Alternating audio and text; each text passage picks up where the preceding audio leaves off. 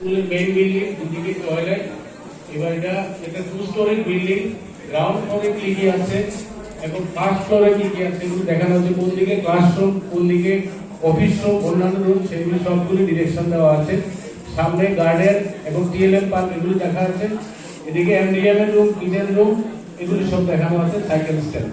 তো প্রথমত এরকম জলের কি কি ফেসিলিটি আছে, একটু উপরে আছে ওয়াটার ট্যাঙ্ক, এদিকে আছে ড্রিঙ্কিং ওয়াটারের ফিল্টার, এছাড়া ওয়াটার সাপ্লাইয়ের একটা কল আছে এখানে, এগুলো সব দেখানো আছে।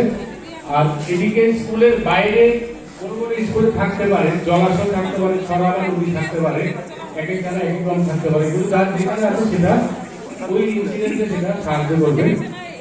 তো প্রথমত এরকম যদি কোনো ইনসিডেন্ট হয়, সবার আগে মনে হয় আমরা ওই স্কুলের যে বেলটা আছে বেলটা দিয়ে সবাইকে সতর্ক করতে হবে, যাতে আপনার বাচ্চাগুলিকে সেফলি বের করে নিয়ে আসতে পারে। সাথে সাথে আমাদের যে সরকারি ডিপার্টমেন্ট গুলো আছে, concern department, fire service, police station বা আমাদের বিদ্যুৎ দপ্তর বা আমাদের যে কন্ট্রোল রুম গুলো আছে ডিজাস্টার ম্যানেজমেন্টে, তাদেরকেও ইনফর্ম করতে হবে।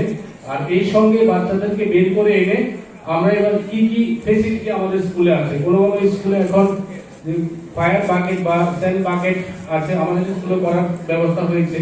এছাড়া ফায়ার এক্সটিংগুইশার আছে, অনেক প্রতিষ্ঠান আছে, সেগুলি থাকলে সেগুলিকে নিয়ম মতো ব্যবহার করতে হবে।